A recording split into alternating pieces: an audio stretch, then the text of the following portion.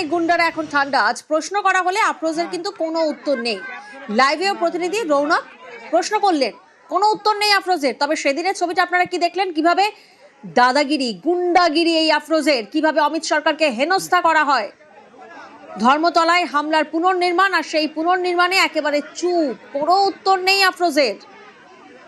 আরেক অভিযুক্ত খালেক রেজা, যার ছবি দেখা গেছে মল্লিকার্জুন খার্গের সাথে। দেখাবো ছবিটা আপনাদের, দেখুন।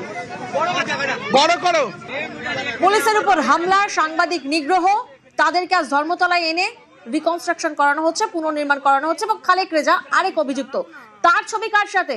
মল্লিকার্জুন খার্গের সাথে। সে তো দাবি করেছে কংগ্রেস কর্মী, তাহলে এই আন্দোলনে কেন এসেছে? প্রশ্ন এই জায়গা থেকেই। এই প্রশ্নের উত্তর নেব রৌনকের থেকে। তবে এই মুহূর্তে হেডলাইন্সের দিকে নজর রাখি।